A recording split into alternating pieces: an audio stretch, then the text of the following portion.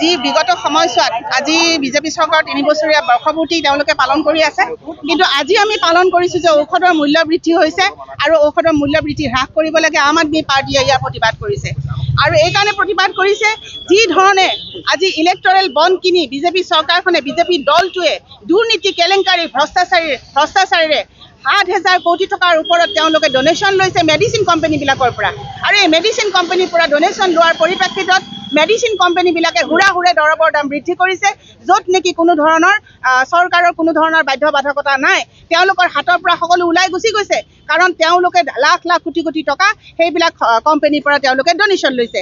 এতিয়া এই ডোনেশ্যন লোৱা কোম্পানীবিলাকে যি ধৰণে ঔষধৰ মূল্য বৃদ্ধি কৰিছে, এই মূল্য বৃদ্ধিক কিন্তু সাধাৰণ দৰিদ্ৰ শ্ৰেণীৰ মানুহক মধ্যবিত্ত নিম্ন মধ্যবিত্ত সকলো শ্ৰেণীৰ মানুহ কিন্তু আজি বেলেগ ধৰণে কিন্তু ক্ষতিগ্ৰস্ত হৈছে। আজি আপুনি চাব গাঁও অঞ্চলৰ পৰা আজি গুৱাহাটী মেডিকেল কলেজলৈ যিসকল মানুহে চিকিৎসা কৰিবলৈ আহে, তেওঁলোকে এটা টেবলেট কিনিবৰ কাৰণে তেওঁলোকৰ সাহস নাই, কাৰণ তেওঁলোকক হিতাধিকাৰী সজোৱা হৈছে, কিন্তু তেওঁলোকক স্বাস্থ্য সেৱা বিনামূলীয়া কৰি দিয়া নাই। আম আদমি পাৰ্টি চৰকাৰে দিল্লীত স্বাস্থ্য সেৱা বিনামূলীয়া কৰিছে, পাঞ্জাৱত ভগৱান মান চৰকাৰে স্বাস্থ্য সেৱা বিনামূলীয়া কৰিছে, মহল্লাই ক্লিনিক খুলি দিছে, উচ্চ মানদণ্ডৰ চিকিৎসা লাভ কৰিছে। গতিকে আম আদমি পাৰ্টিয়ে দাবী কৰিছে যে কেৱল নিৰ্বাচনী চমক নহয়, মুখ্যমন্ত্ৰীৰ কেৱল ডিঙি শিৰ ফুলাই তেওঁৰ ভাষণ নহয়, তেওঁলোকে কাম কৰি দেখুৱাওক। অসমক 5 নম্বৰ ৰাজ্য কেনেকৈ বনাব পাৰিব যদি অসমৰ মানুহ জীয়াই নাথাকে, যদি অসমৰ মানুহে আজি দৰৱৰ মূল্য বৃদ্ধিৰ কাৰণে চিকিৎসা কৰিব নোৱাৰে। আজি অসমত এগৰাকী সাংসদ তপন গগৈ ডাঙৰীয়া ভৰিখন ভাঙোতে দিল্লীলৈকে লৰ মাৰিব লাগে। আজি আপুনি জয়ন্ত মল্লবৰুৱাই কিবা এটা সাধাৰণ কাঁহটো মাৰোঁতেও দিল্লীলৈকে লৰ মাৰিব লাগে। যদি ইমান ভাল চিকিৎসা সেৱা আছে, তেনেহ'লে গুৱাহাটী মেডিকেল কলেজত কিয় চিকিৎসা নকৰে? তেওঁলোকৰ টকা আছে, জনতাক মূৰত কোবাই খোৱা টকাবিলাক তেওঁলোকে জমা কৰিছে আৰু তেওঁলোকে উন্নত মানদণ্ডৰ চিকিৎসাৰ কাৰণে দিল্লী যাব, বেংগলোৰ যাব, কিন্তু সাধাৰণ মানুহ ক'ত যাব? এই আইগৰাকী ক'লৈ যাব? এই আইগৰাকী যাব পাৰিবনে? তেওঁলোকে দিল্লী মুম্বাইত চিকিৎসা কৰিবলৈ যাব পাৰিবনে?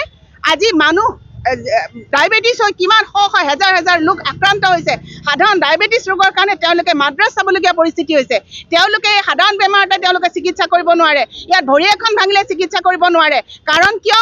যে ইয়াত চিকিৎসা ব্যৱস্থা এতিয়াও উন্নত হোৱা নাই। যদিও আমাৰ মুখ্যমন্ত্ৰী মহোদয়ে কয় যে 7খনকৈ মেডিকেল কলেজ বনাইছোঁ, কিন্তু সেই 7খন মেডিকেল কলেজত কিমান ডক্টৰ আছে, কিমান নাৰ্ছ আছে, কিমান ইনফ্ৰাষ্ট্ৰাকচাৰ আছে, আন্তঃগাঁথনি কেনেকুৱা, এইটো চাব লাগিব। আপোনালোকে চাব, এই কিছুদিন আগতে এখন মেডিকেল কলেজৰ ছাতেদি পানী পৰিছে।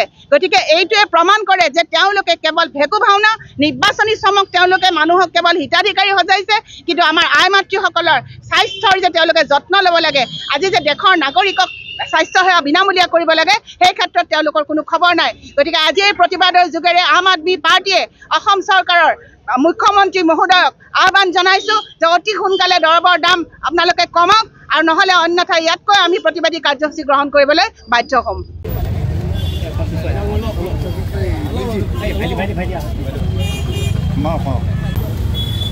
আজি আম আদমি পাৰ্টিয়ে জীৱনদায়িনী ঔষধৰ যি মূল্য বৃদ্ধি হৈছে, সেই সন্দৰ্ভত আমি এক প্ৰতিবাদী কাৰ্যসূচী আজি পালন কৰিছোঁ। আজি ফাৰ্মাচীবিলাকত অত্যাধিক হুৰে যিবিলাক দৰৱ উপলব্ধ হয়, এই দৰৱৰ মূল্য বৃদ্ধি কিন্তু হুৰে বাঢ়িছে। এই কথা কিন্তু অসম চৰকাৰে কোনো কাৰণতে চকু কাণ দিয়া নাই।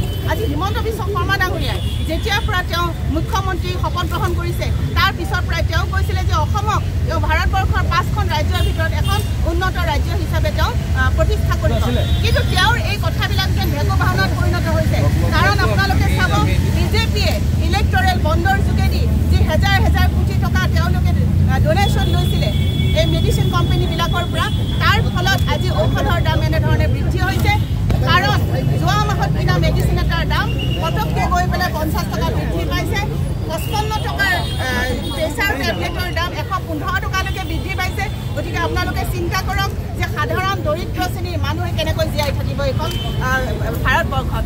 আৰু অসমৰ মুখ্যমন্ত্ৰী হিমন্ত বিশ্ব শৰ্মা ডাঙৰীয়াক এই ঠাইৰ পৰাই ক'বলৈ বিচাৰোঁ যে হিমন্ত বিশ্ব শৰ্মা ডাঙৰীয়া যি ধৰণে ঔষধৰ দাম বৃদ্ধি পাইছে, এই ঔষধৰ দাম বৃদ্ধিয়ে কিন্তু সাধাৰণ শ্ৰেণীৰ মানুহক সাংঘাতিক ধৰণে মাধমাৰ সোধাইছে। গতিকে আপোনালোকক ইয়াৰ পৰা আহ্বান জনাইছোঁ, অতি সোনকালে ঔষধৰ মূল্য বৃদ্ধি হ্ৰাস কৰক। ভাৰত মাতা কি জয়, ভাৰত মাতা কি জয়, জয় অসম, জয় অসম।